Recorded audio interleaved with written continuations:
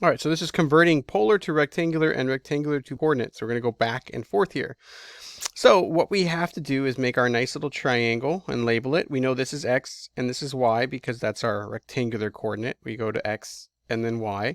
And we also know it's r theta. We just did that video.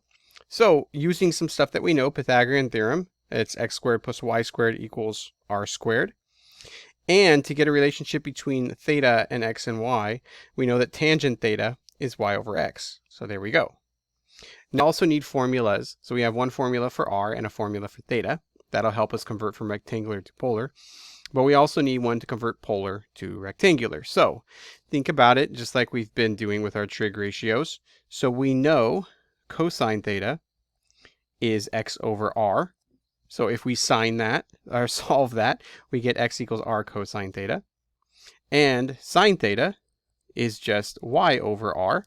So solving that, we get y equals r sine theta. So now we have a nice little formula. If we plug in the radius and the theta, we get x. Plug in the radius and the theta, we get y. Have to be in degrees though. So all you have to do is take your point and pull out the r and the theta, and then we plug them in. So x would be 6 cosine times 120, and y would be 6 sine 120. So it's just a quick plug into your calculator, and that's the answer.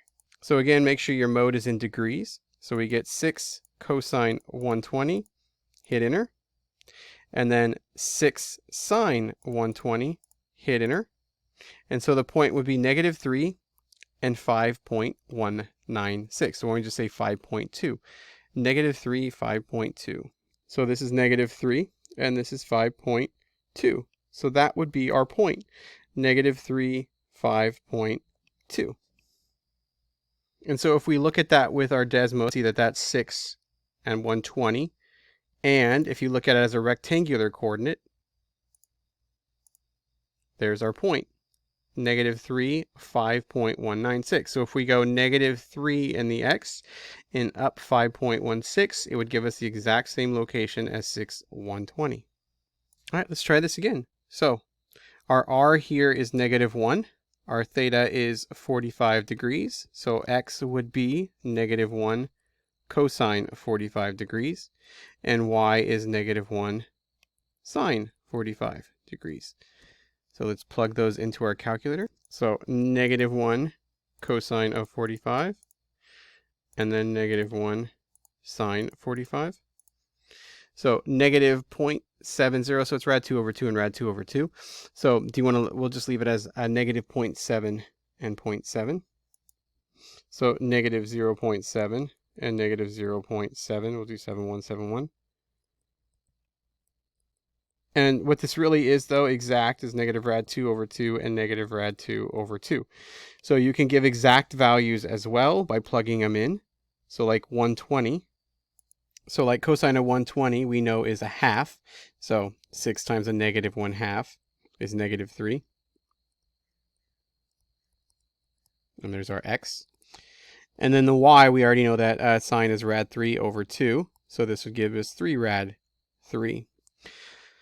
So you can see that you can give exact values as well or approximate. All right, let's try one more. So our r here is rad 3. Our theta is 90 degrees. So x equals rad 3 cosine of 90 degrees. And y equals rad 3 sine of 90 degrees. Now we're not going to plug these in because the 90 degrees we already know is nice. So cosine of 90 we know is 0. So this is 0. And sine of 90 we know is 1. So this would be rad 3. So it's 0 comma rad 3. And again, you can also give the approximate value as well.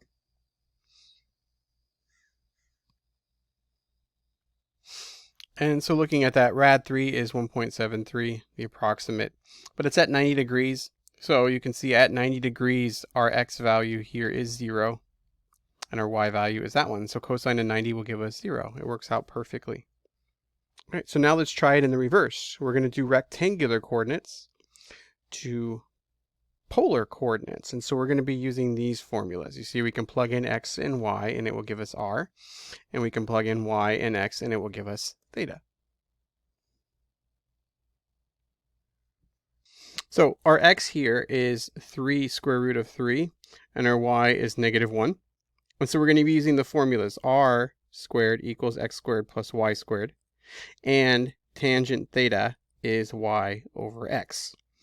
And plugging them in will give us our values that we need for each. So yes, it is a little bit more tedious, but we can find them very quickly. All right, so 3 radical 3, this is going to give us 9 times 3 plus 1. So remember the 3 squared would be 9, and the square cancels the square root, giving us 3. So r squared equals 28, and then we take the square root. And so r equals 2 radical 7. Now there is a plus or minus in there, and so at the very end we just want to make sure that we are in the correct quadrant. So if we had a positive x and a negative y, that means we will be in quadrant 4. So we need to make sure that our values are correct. Okay, so tangent theta is -1 over 3 radical 3. So doing an arctan on this will give us our answer. So inverse tangent of -1 divided by parentheses 3 square root of 3. Make sure you parentheses it like that, so we're dividing the whole thing. And then hit enter, and it says -10.89 degrees.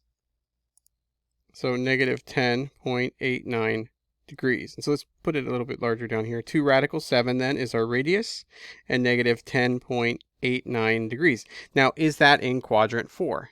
Yes, we are right here, right? So it would be a -10.89 here, and then 2 rad 7. So you can see here that we had our 5.196, right? And we just want to make sure that we are in the correct location, and it is. So there is what we have, 5.29 and a -10.89. So see, I already put in 2 radical 7 and a -10.89, and it does give us 3 rad 3 and -1. All right, let's try another one. So x equals negative square root of 6, and y equals negative square root of 2. Same thing as before. So we're going to square the negative rad 6 and square the negative rad 2. And so r squared is equal to 6 plus 2. So r squared equals 8. So r equals 2 radical 2. And now we'll do the tangent. So tangent theta is y over x. So negative rad 2 over negative rad 6. So tangent theta, So theta equals arctan, and I'm going to just put them as positives now, rad 2 over rad 6. And there we go, it's 30. Yep, that is rad 3 over 3. So we get 30 degrees. So this is 30 degrees. So it'd be 2 rad 2 and 30 degrees. Now here's the thing, you've got to make sure that you are in the correct quadrant. So these two are both negative, so that would put us here in quadrant 3. At 30 degrees with a positive, we are not in quadrant 3. We need to make sure we are here. So if we go back and change our radius to a negative, remember positive or negative when you do this, now we will be in quadrant 3 because it would be positive 30, negative rad 2. Let's check it with Desmos. Okay, so this was our answer, -2.82. That is the -2 rad 2. And the degrees was 30 degrees. And so that is our rectangular coordinate that we are given. This one is the square root of 6, and this one is the square root of 2. So you can see here at -30, if we did not change our radius to a negative, we would still be in quadrant 1. So you've got to look and see your radius. Is it positive or is it negative? Because our tangent's only going to give us the angles between -90 and +90 because it's an arctan. And so you're going to have to use that radius to kick it back over to where it needs to be if necessary. So always check the quadrant of your points first, and then modify your radius to fit. All right, so let's do one more. So again, this one is in quadrant 4. So we got to make sure that we stick here in quadrant 4. And our x is 1, our y is -2. So r squared equals 1 squared plus, and you should already know now that you can just throw them as positives because the square is going to change it. So that's 1 plus 4 is 5. So r equals the square root of 5. So we know it's that, right? And again, it could be negative or positive. You got to make sure that you click the correct one, but it's going to be good.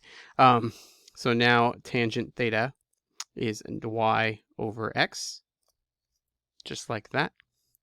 And so now we'll go theta equals arctan of -2. And so arctan of -2 is -63.43. So -63.43.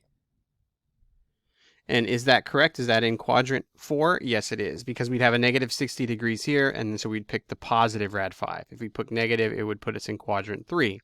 So if our points were in quadrant 3, right, like a -1 instead of a +1, see how if I plug a -1 in here, it squares it, then you would want to pick the negative radius to kick us back over there. So always make sure you're in the correct quadrant. Let's check in Desmos though, just to verify. And you can see there we are, 1, -2. Right? So there you go. Now, like how I was saying, this one is in quadrant 2. Now, if we were in quadrant 3 is where our points were, so that was a -1, +2, like this. Now you can see that we would have had to make our radius negative in order for it to fit, see?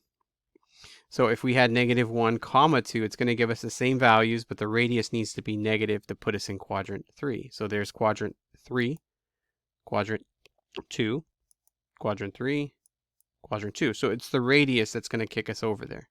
All right, that is polar coordinates conversions. Thank you.